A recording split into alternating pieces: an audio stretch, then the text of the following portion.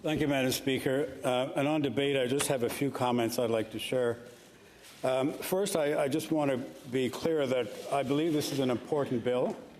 I think the timing is really important because certainly Canada and indeed many countries around the world are facing real and growing threat of interference that is more serious and more dangerous than it has ever been before, in part because we live in a more dangerous world and in part because of the internet and everything that can be done through those means.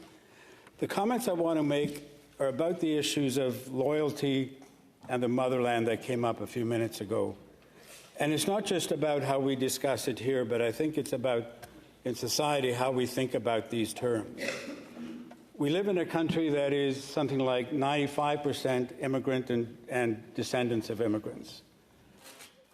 We currently have about 30% of the population who are ourselves immigrants.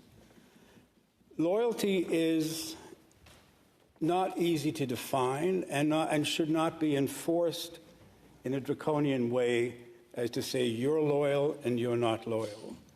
I want to differentiate the comments I'm making as different from the issues of sabotage or acts against the state. There's no question that we should not tolerate sabotage against the Canadian state, against the Canadian people, or acts of sabotage. But I'm talking about how we converse among ourselves and how we regard each other.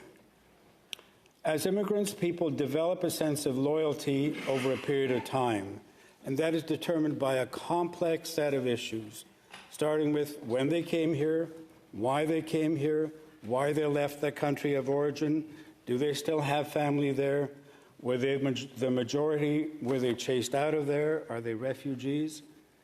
All these different issues will determine how much feeling they have towards their country of origin.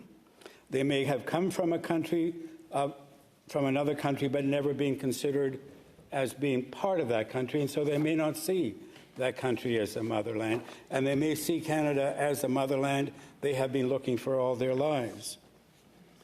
But these things change over time, and they change over a person's age. At a certain age, a person may be more interested in school, in girls and boys and all sorts of things. At another time, they're more conscious about politics and the nature of the country they came from. It also depends on what's happening in their country of origin. So a person of Ukrainian origin may have been sort of happy with, proud of their origin 5 years ago, but today are feeling their Ukrainianness very, very strongly because their homeland, their motherland, is under attack. And for the first time, they feel more Ukrainian than they've ever felt before. Are they suddenly being disloyal to Canada? No. We live in a diverse country, and we can have loyalties to more than one country. So I think of, we talk about someone from China, someone from Russia, but let's look at somebody of French origin who is like a former leader of the Liberal Party who was a dual citizen of Canada and France. Was he disloyal? Some people thought he was. I don't think he was, but that's the nature of dual citizenship. So Andrew Scheer was also a dual citizen. I don't think he was less loyal. So we have these various concepts in this democratic, free society of ours where we try to ensure that people are loyal. But I want to try, and again, I'm not really I don't want to be pointing fingers and just looking at our debate here this evening. But it's about, as we move ahead with this law and we talk about foreign interference and foreign others, understand that among us there are people who are at various stages of loyalty to Canada. And it's sort of that thing about love. It grows, and sometimes you're more in love and sometimes you're less in love, and it changes over time depending on a whole lot of reasons. I won't go further down that road. I think I should end here by saying this.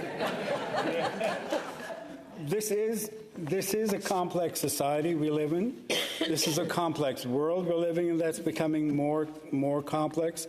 And indeed, we've got a complex bill which I think tries to deal with a lot of the different things that a law of this kind has to. Overall, I think it strikes the right balance, and it's for that reason I am proud to support the bill. Thank you.